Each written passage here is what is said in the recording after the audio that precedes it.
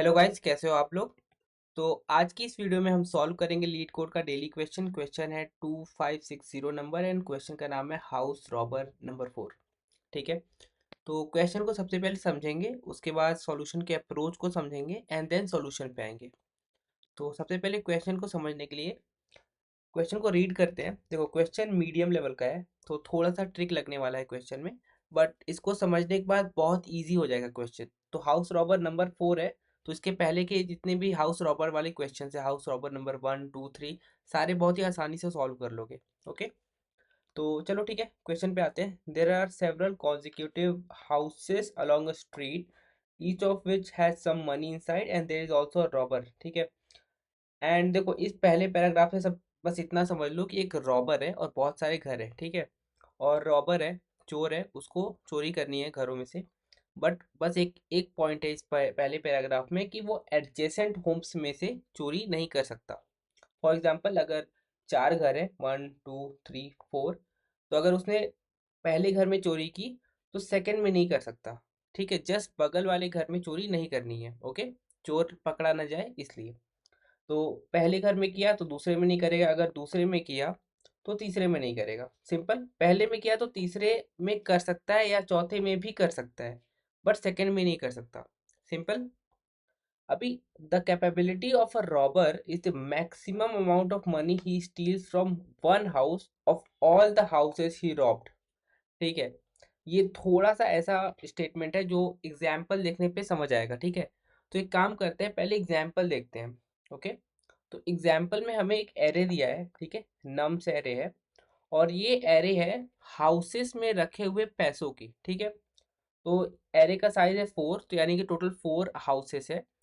1 2 3 4 houses है। And in houses में कितने पैसे रखे हैं वो देखो, 2 3 5 9। ठीक है। तो ये मनी हो गया और ये हाउस नंबर हो गया। ठीक है, हाउस नंबर, ये हो गया मनी। हमें क्या फाइंड करना है, यूजिंग के। एक वैल्यू दी हुई है के। के का मतलब है कि robber at least K houses Rob कर सकता है। ओके। फॉर एग्जाम्पल, यहाँ पे के का वैल्यू है 2, तो वो मिनिमम 2 हाउसेस को रॉब करेगा, चोरी करेगा वहां पे। और वहां पे चोरी करने के बाद हमें बताना है return the minimum capability of the robber out of all possible ways to steal at least K houses. ठीक है। तो चलो ठीक है, अभी इसको ऐसे सोचो कि उसको के हाउसेस रॉब करने हैं। ओके।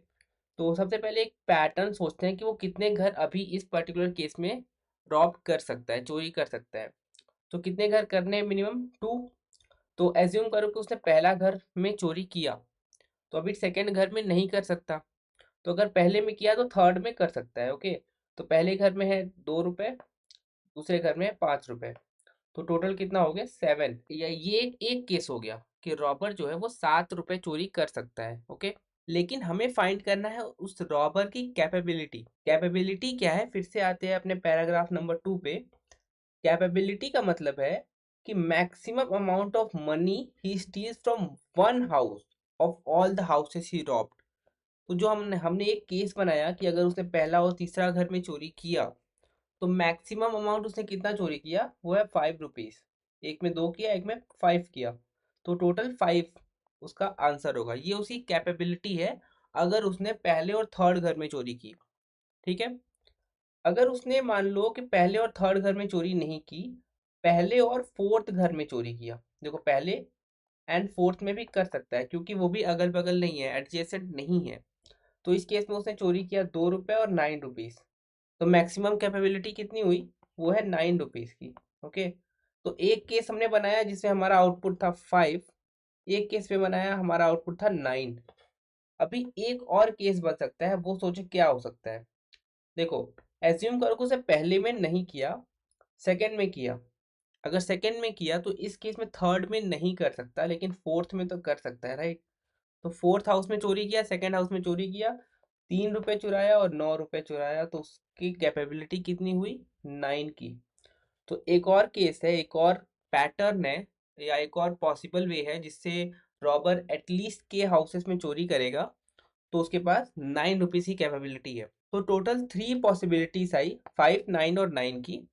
हमें इसका मिनिमम रिटर्न करना है, ठीक है। लास्ट पैराग्राफ में बोला है कि return the minimum capability of the robber out of all possible ways to steal at least K houses. चलो पहले सबसे पहले ना एक इम्पॉर्टेंट आपका जो डाउट हो सकता है उसको क्लियर करते हैं, ठीक है। एटलीस्ट के हाउसेस का, अभी एटलीस्ट के हाउसेस लिखा तो है, बट आपको ये नहीं सोचना कि एटलीस्ट के हाउसेस एग्जैक्टली के हाउसेस ही सोचना है। इससे थोड़ा इजी हो जाएगा अप्रोच की तरफ बढ़ना। चलो इसका रीजन समझते हैं। अगर इनपुट को लो 2 3 5 9, ठीक है। अगर इसके साथ एक और इनपुट होता 2 या एक और इनपुट होता 10, दोनों पॉसिबिलिटी को देखते हैं। तो इस केस में अगर आपने के से ज्यादा लिया, अगर आपने एक एक ऐसी पॉसिबिलिटी बनाई जिसमें चोर ने के से ज्यादा हाउसेस को रॉब किया, तो क्या हो सकता है? वो हो सकता है 2 5, और उसके साथ या तो 2 ले लो या तो 10 ले लो। दोनों केस देखते हैं। 2 5 2 2 5 10। इस केस में मैक्सिमम कैपेबिलिटी कितनी है? 10। इस केस में मैक्सिमम कैपेबिलिटी कितनी है? 5। ठीक है। बट ये सेम आउटपुट आप फाइंड कर सकते हो बिना थर्ड इनपुट लिए, बिना थर्ड हाउस को रॉब किए। अब इसका रीजन क्या है? देखो, अगर आपने थर्ड हाउस को नहीं कंसीडर किया तो आपका क्या होगा? ये पर्टिकुलर वैल्यू नहीं आएगा। तो उस केस में आपका दोनों का आउटपुट 5 होगा, इसका भी 5 होगा, इसका भी 5 होगा, क्योंकि मैक्सिमम 5 है। बट आप ये सोचोगे कि यार इस केस में तो हो सकता है कि हम 10 को मिस करें, बट मिस नहीं करेंगे। रीजन ये है कि इवन इफ अगर आपने थर्ड इनपुट को नहीं लिया, आपका फिर भी आगे चल के एक ऐसा केस बनेगा जिसमें 10 आएगा, और वो है सिंपली 5 और 10 को कंसीडर करना। और यहाँ से आपका मैक्सिमम वैल्यू होगा 10, यानी एक मैक्सिमम कैपेबिलिटी उसकी 10 की है, वो हम फाइंड कर सकते हैं बिना थर्ड फोर्थ या फिफ्थ हाउस को रॉब किए। तो यानी कि k इक्वल टू 2 फाइंड करोगे तो वो k equal to 3, k equal to 4, k equal to 5 के इक्वल ही होगा, क्योंकि एट द एंड हमें फाइंड करना है मैक्सिमम कैपेबिलिटीज का सारा लिस्ट, और उस पर्टिकुलर लिस्ट में से हमें फाइंड करना है कि मिनिमम वैल्यू कितनी है। ठीक है। तो ये पर्टिकुलर डाउट मन में मत रखना कि एटलीस्ट के हाउसेस को रॉब करना है। एग्जैक्टली के हाउस का आउटपुट लेकर आओ और वो आपका आंसर होगा। देखो, सॉल्यूशन के अप्रोच की तरफ बढ़ने के लिए थोड़ा देखो इजी नहीं होने वाला है, और इसका जो एग्जैक्ट आइडिया मुझे आया वो हिंट के थ्रू आया। अगर आप हिंट देखोगे जो इस क्वेश्चन में दिया हुआ है, तो हिंट पे जाओ, और हिंट में लिखा है can we use binary search. ठीक है। अब इसने जब बाइनरी सर्च लिखा तो बहुत ही आसानी से क्लिक हुआ एक माइंड में मेरे एक बात कि देखो बाइनरी सर्च में क्या होता है। बाइनरी सर्च में एक रेंज, पक्की बात, एक रेंज होती है जो कि सॉर्टेड होती है, तभी तो हम उसका मिड वैल्यू लेंगे, फिर अपने रेंज को छोटा करेंगे, राइट। अब सोचो कि हमारा रेंज क्या हो सकता है। अगर गिवन इनपुट 2 3 5 9 है, तो हमारा रेंज क्या होगा? तो सोचो कि अब रेंज का मतलब हो गया आउटपुट। ठीक है, हमारा आउटपुट कितने रेंज पे होगा? तो देखो मिनिमम कितना हो सकता है? 2। क्यों? क्योंकि गिवन एरे में वैल्यू मिनिमम है 2। ठीक है। अभी के को कंसीडर मत करो, ठीक है, के को देखेंगे आगे चल के। अभी छोड़ दो, के की वैल्यू छोड़ दो कि कितने घर उसको रॉब करने हैं। सिंपली यहाँ से समझो कि हमारा जो मिनिमम वैल्यू है 2, वो भी हमारा एक पॉसिबल आउटपुट है, और जो मैक्सिमम वैल्यू है 9, वो भी हमारा एक पॉसिबल आउटपुट है। तो हमारा रेंज ऑफ आंसर जो है वो है 2 से लेके 9 तक। ठीक है। अभी अगर आपके पास कुछ ऐसा फंक्शनैलिटी हो जिससे आप ये पता कर सको कि कोई भी गिवन वैल्यू, फॉर एग्जांपल अगर मुझे चेक करना है कि यार ये बताओ कि क्या उस रॉबर की मिनिमम कैपेबिलिटी 6 है या नहीं, ये पता करो। तो इसका फंक्शन हम क्रिएट करेंगे। फंक्शन होगा हमारा O ऑफ n का। ठीक है, सिर्फ एक सिंगल लूप की जरूरत पड़ेगी। एंड हम क्या करेंगे? हम बाइनरी सर्च का यूज करेंगे अपने एग्जैक्ट इनपुट को सर्च करने के लिए। बाइनरी सर्च का कॉम्प्लेक्सिटी होता है log ऑफ n, तो ये हो जाएगा O n log n। ठीक है। अभी ये वाला n और ये वाला n डिफरेंट है, तो इसको एक काम करते हैं, इसको log ऑफ m बोलते हैं, क्योंकि n का मतलब है टोटल नंबर ऑफ हाउसेस, और m का मतलब है maximum value of our answer जो हो सकता है, वो है गिवन एरे में मैक्सिमम वैल्यू जो कि है 9। ओके, ठीक है, इसको थोड़ा सा क्लियर करते हैं और फिर से समझते हैं इस रेंज को। ठीक है, तो सबसे पहले क्या करेंगे, रेंज को हमने डिसाइड कर लिया, रेंज के मिडवे में जाओ, 9 + 2 डिवाइड बाई 2, 5.5। ठीक है, लोअर बाउंड ले लो 5, तो 5 हो गया हमारा मिड पे। अभी ये फाइंड करो कि क्या 5 आंसर हो सकता है। अगर 5 आंसर हो सकता है तो इसका मतलब है कि मिनिमम कैपेबिलिटी हमारी 5 तो होगी। ओके, अगर 5 होगी तो 4, 3, 2 में से भी तो कुछ आंसर हो सकता है। तो उस केस में हम क्या करेंगे, इस पर्टिकुलर रेंज में सर्च करेंगे। देखो हमारा एक रेंज हट गया, सिर्फ छोटा सा रेंज बचा। अब इस रेंज में हम फाइंड करेंगे अपना आंसर। लेकिन अगर 5 हमारा कैपेबिलिटी नहीं होगा मिनिमम, तो उस केस में हम राइट हैंड साइड में शिफ्ट करेंगे। ठीक है, उस केस में हम चेक करेंगे कि क्या 6 से लेके 9 तक अपना कोई आंसर है। ओके, तो इस तरीके से हम अपने रेंज को छोटा करते जाएंगे। ये बाइनरी सर्च का बहुत ही बेसिक रूल है। आगे बढ़ते हैं और देखते हैं कि इस पर्टिकुलर सॉल्यूशन को कैसे देखेंगे। सिर्फ एक इनपुट को समझते हैं। अगर हमें सिर्फ चेक करना हो कि 5 है कि नहीं, तो उसके लिए क्या करते हैं। देखो हमारा इनपुट क्या है, हमारा इनपुट है 2359, 2359। 5 है कि नहीं वो कैसे चेक करोगे, सिंपल है। देखो एक सिंगल लूप चलाओ, अभी चेक करो कि हमारे पास कितने ऐसे घर हैं जिसकी वैल्यू 5 या उससे कम है। अब 5 से कम वाले ही तो अगर रॉब करोगे तो कैपेबिलिटी 5 आएगी। 5 से ज़्यादा वाले कंसीडर कर लिए तो हमें तो मैक्सिमम कैपेबिलिटी कंसीडर करनी है। तो 5 से ज़्यादा वाले लोगे तो 6, 7, 8, 9 हो सकता है। तो अगर 6, 7, 8, 9 को चेक भी करोगे तो उससे 5 के लिए कोई फ़ायदा नहीं मिलेगा, क्योंकि हमें कंसीडर मैक्सिमम करना है लेकिन रिटर्न मिनिमम करना है। राइट, थोड़ा सा कंफ्यूजिंग हो सकता है बट सॉल्यूशन को देखेंगे तो समझ जाएंगे। देखो 5 के लिए चेक करना है, तो 2 का वैल्यू जो है वो 5 से कम है, यानी एक वैल्यू ऐसी है जो 5 से कम है।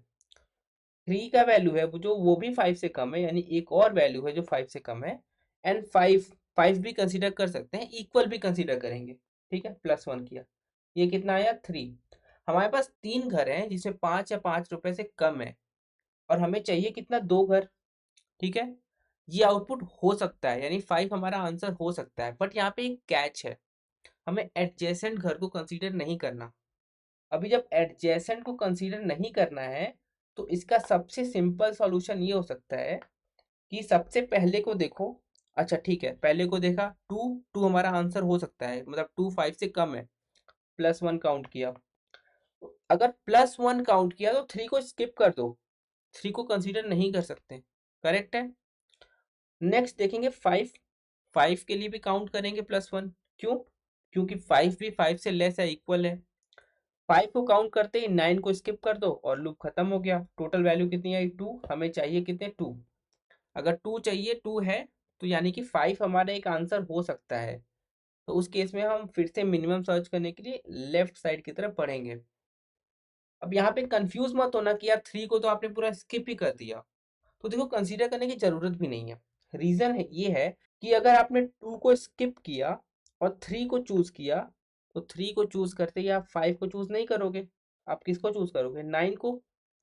9 को चूज किया, 9 तो बड़ा है, तो काउंट इंक्रीज नहीं करेगा, यानी हमारे पास सिर्फ एक ऐसा घर है जिसमें कि 5 है, 5 रुपीज से कम है। तो ये, और हमें चाहिए कितना, 2। तो उस केस में हमारा आउटपुट नहीं आएगा, इनकरेक्ट हो जाएगा। करेक्ट है। और इवन अगर 9 के बजाय यहाँ पे 4 होता तो क्या होता, अगर हमने 2 और 2 को स्किप भी कर दिया तो 3 के बाद आता 4, हमें 2 घर मिल जाते और यहाँ से हमें आंसर मिल जाता। करेक्ट है। तो आपका स्किप करना कुछ भी फर्क नहीं डालेगा। स्किप करने से सिर्फ आप एडजेसेंट हाउसेस में चोरी नहीं कर रहे हो। ओके, तो सॉल्यूशन की तरफ देखते हैं। सॉल्यूशन बहुत ही इजी होने वाला है आई थिंक इस एक्सप्लेनेशन के बाद। तो सॉल्यूशन पे हम आएंगे और सॉल्यूशन को जल्दी से कोड करते हैं। तो ठीक है, इसको राइट में स्लाइड कर लेते हैं थोड़ा। ठीक है, इनपुट की तरफ आते हैं एंड सबसे पहले हमें लूप चलाना है अपने बाइनरी सर्च के लिए। तो उसके लिए एल और आर को वैल्यू लेंगे। एल हो जाएगा मिनिमम ऑफ आवर नम्स और आर हो जाएगा मैक्स ऑफ आवर नम्स। ठीक है, उसके बाद रिजल्ट स्टोर करेंगे। रिजल्ट को अभी 0 कंसीडर कर लो और while L less than equal to R. देखो ये बेसिक चीज़ें हैं बाइनरी सर्च के। हम मिड वैल्यू निकालते हैं, एल प्लस आर इसको डिवाइड करते हैं 2 से और चेक करते हैं इफ चेक मिड वैल्यू के लिए, ठीक है। अगर मिड वैल्यू हमारा सेटिस्फाई कर रहा है, मतलब मिड वैल्यू यानी कि लेट्स से कि 5, तो अगर 5 रुपीज की चोरी हो सकती है तो 5 से कम भी हो सकती है, उसकी कैपेबिलिटी 5 से भी कम हो सकती है, हम आंसर चेक करेंगे। तो उस केस में हम अपने राइट वाले रेंज को डिक्रीज करेंगे, तो R is equal to mid -1, और अपने आंसर को भी स्टोर करेंगे कि मिड एक आंसर हो सकता है, तो result is equal to mid. और अगर हमने चेक किया कि भाई मिड नहीं हो सकता, तो मिड से ज्यादा होगा, तो अपने लेफ्ट वाले रेंज को इंक्रीज करो, mid is equal to L is equal to mid +1, और लास्ट में रिटर्न कर देंगे रिजल्ट। ये सिंपल लॉजिक है बाइनरी सर्च का। ओ ऑफ लॉग एम होगा इसकी कॉम्प्लेक्सिटी, एम का वैल्यू यहाँ पे होगा maximum value of our given nums, मतलब maximum value in the given nums array. अब यहाँ पे हमें चेक फंक्शन को क्रिएट करना है। चेक फंक्शन के लिए क्या करेंगे, डेफ चेक, चेक के अंदर एक एम वैल्यू लेते हैं जिसके लिए हमें चेक करना है, और एक इंडेक्स लेते हैं आई इक्वल टू 0, थोड़ा स्पेस बना लेता हूँ। आई इक्वल टू 0, आई क्या करेगा, हमारे नम्स में लूप करेगा और हमें हेल्प करेगा स्किप करने के लिए अगर हमने किसी पर्टिकुलर हाउस को चूज किया। काउंट लेते हैं, काउंट को पहले 0 कंसीडर करते हैं और एक वाइल लूप चलाते हैं, while I less than length of nums, ठीक है। फॉर लूप नहीं लिया क्योंकि स्किप करना है, तो उसके लिए वाइल लूप बेटर होता है। अभी चेक करो कि इफ नम्स का जो करंट वैल्यू चल रहा है, करंट इंडेक्स पे वैल्यू है, वो अगर m से कम है या इक्वल है, m हमारा जो भी इनपुट पास होगा चेक में, उससे हम चेक करेंगे। और अगर ऐसा सेटिस्फाई हुआ तो काउंट को इंक्रीज करो एंड i को +2 करो, ठीक है, +1 के बजाय +2। और ऐसा नहीं होता है तो i को +1 करो। रीजन भी कि अगर नहीं चूज किया किसी को तो नॉर्मली लूप करो, अगर चूज किया तो एक स्किप करके लूप करो। एंड उसके बाद क्या करेंगे, हर एक बार चेक करने के बाद काउंट का वैल्यू चेक करेंगे कि काउंट के इक्वल हुआ या नहीं। के इक्वल होते ही हम यहाँ पे रिटर्न कर देंगे ट्रू। एंड अगर हम वाइल लूप के बाहर आ जाते हैं बिना रिटर्न किए, तो इसका मतलब हमें रिटर्न करना है फॉल्स। क्यों? क्योंकि अब हमें ये पता है कि यार अगर हमने ट्रू रिटर्न नहीं किया तो ये जो वैल्यू है m, ये सेटिस्फाई नहीं कर रहा है, ये हमारा आंसर नहीं हो सकता। ओके, इसको रन करोगे तो सैंपल टेस्ट केसेस पास हो जाएंगे, एंड इसको सबमिट करोगे तो जो आपके सारे टेस्ट केसेस है वो पास हो जाएंगे, और ये एक बहुत ही ऑप्टिमाइज्ड सॉल्यूशन होने वाला है। ओके, तो यहाँ पे देख सकते हो सॉल्यूशन, तो यहाँ पे देख सकते हो हमने टेस्ट केसेस पास कर लिए 64/64, और इस क्वेश्चन को भी सॉल्व कर लिया। तो अगर ये पर्टिकुलर सॉल्यूशन अच्छा लगा हो और अप्रोच समझ आया हो तो लाइक कर देना और सब्सक्राइब भी कर देना अगर अभी तक नहीं किया है। और मैं मिलता हूँ आपसे एक नई वीडियो में। Thank you for watching guys.